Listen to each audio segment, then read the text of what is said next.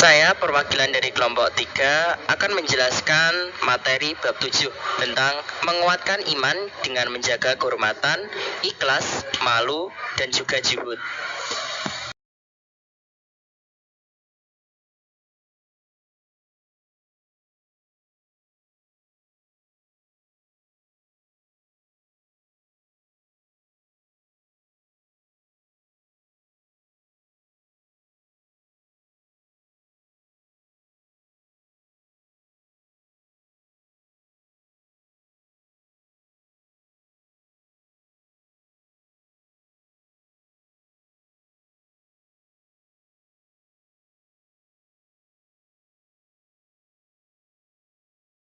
Satu, menjaga kehormatan. Maksud dari menjaga kehormatan adalah menjaga harga diri, nama baik, dan kemuliaan diri.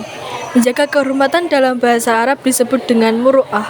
Muru'ah adalah proses penjagaan tingkah laku seseorang agar sejalan dengan ajaran agama, menghiasi diri dengan akhlak terpuji, dan menjauhi segala bentuk keburukan.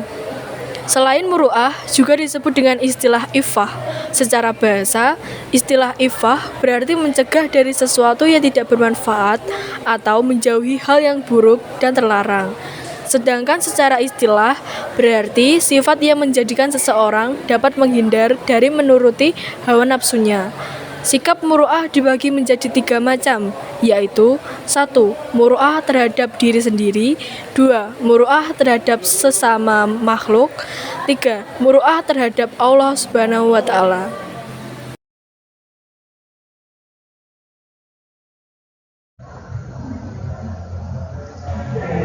Contoh muru'ah dalam kehidupan sehari-hari adalah A. Menjaga perkataan dengan tidak mengejek teman ataupun berkata kasar. B. Menggunakan pakaian yang mencerminkan syariat Islam, bukan menggunakan pakaian yang menampakkan lekuk tubuh. C. Menjauhi pergaulan bebas dan zina. D. Menjauhi makan dan minuman yang haram. E. Mempergunakan harta di jalan yang baik. F. Tidak menyalahgunakan jabatan yang dimiliki. Contoh-contoh di atas merupakan muru'ah dalam diri seseorang. Menurut Al-Jurjani dalam kitab Al-Tarifat bahwa muru'ah adalah kekuatan hati yang menjadi sumber lahirnya sifat-sifat terpuji, baik secara dalil, syar'i, akal, dan tradisi.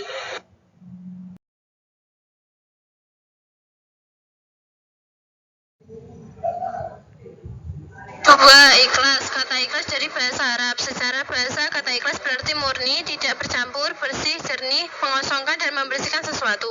Sedangkan secara istilah Al-Jurjani dalam kitabnya Al-Tarifat memberikan peringatan ikhlas adalah membersihkan amal perbuatan dari hal-hal yang mengotorinya seperti mengharap pujian dari makhluk atau tujuan lain selain dari Allah Subhanahu wa Ta'ala.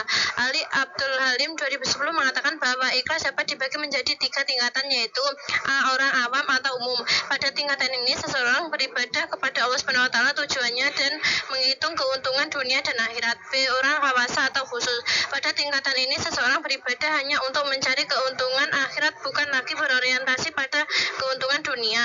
C. Orang khawasul hawas atau excellent. Pada tingkatan ini seseorang masuk apabila ia beribadah tidak ada motivasi apapun kecuali mengharap ridho dari Allah Subhanahu wa Ta'ala. Menurut Imam Sunnun, ada 3 ciri seseorang yang ikhlas dalam beramal. Yang pertama, tidak lagi mengharap atau menghiraukan pujian dan hinaan orang lain.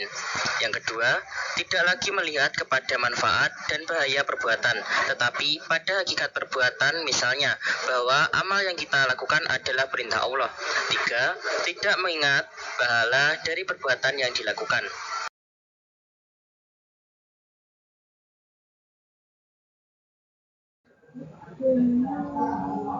Ketiga adalah malu. Malu dalam bahasa Arab disebut kata al-haya. Malu disebabkan oleh Nabi Muhammad SAW sebagai cabang dari iman. Karena dengan sifat malu, seseorang dapat tergerak melakukan kebaikan dan menghindari keburukan. Sifat malu akan selalu menghantarkan seseorang pada kebaikan.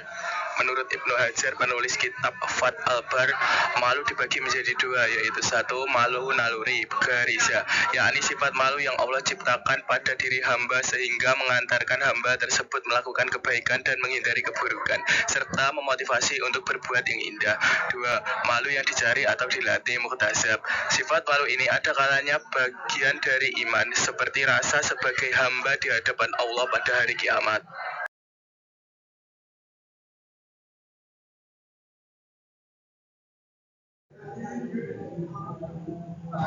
Yang keempat, zuhud. Zuhud secara bahasa berarti sesuatu yang sedikit, tidak tertarik terhadap sesuatu yang meninggalkannya.